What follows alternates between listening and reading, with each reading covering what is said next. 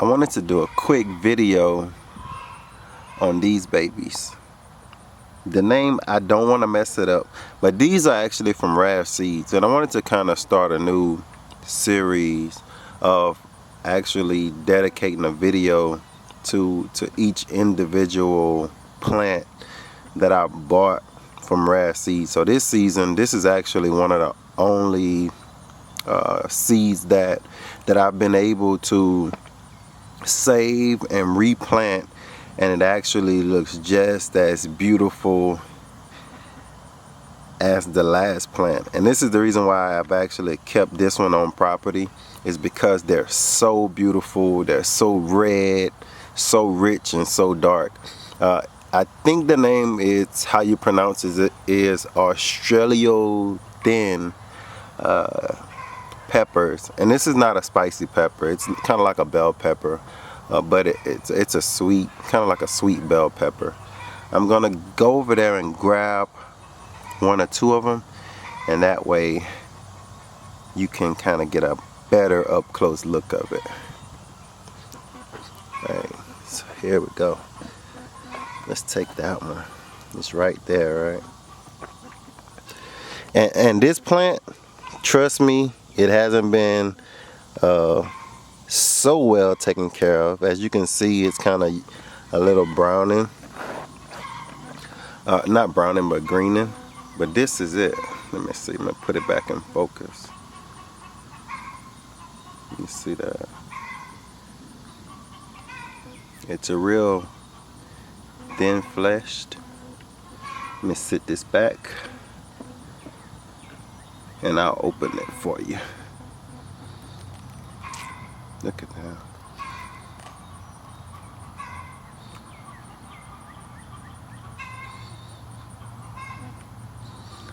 Seeds do well if you take them and dry them out a little bit, plant them. That's kind of how it looks. I just love the color of it, man. I mean, it's so like if you see those like orange and green and red bell peppers, it's a different color red. Like, the camera doesn't do it justice. It's a real deep, rich looking red color.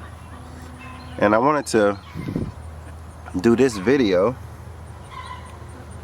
because it's been time to harvest these.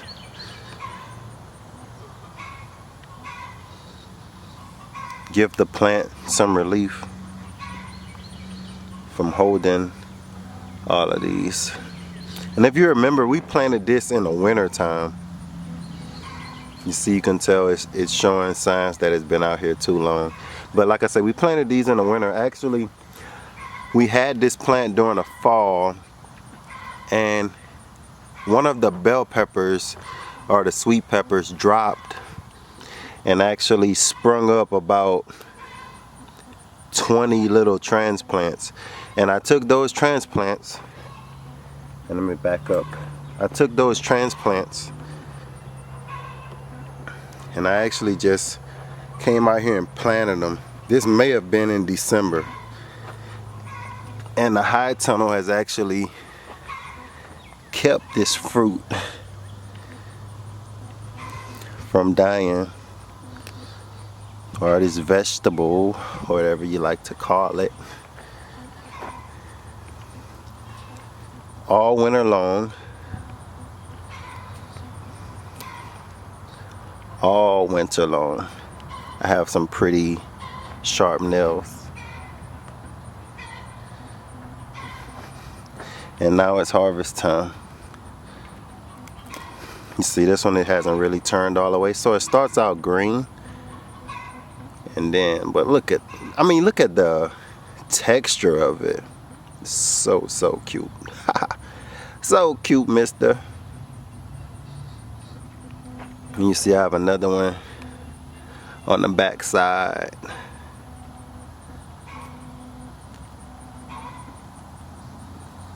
It'll be red. When they get ripened, they get a little bit fluffier and plumper.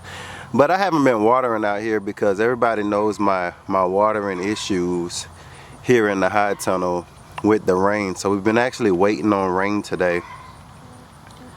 Look at those.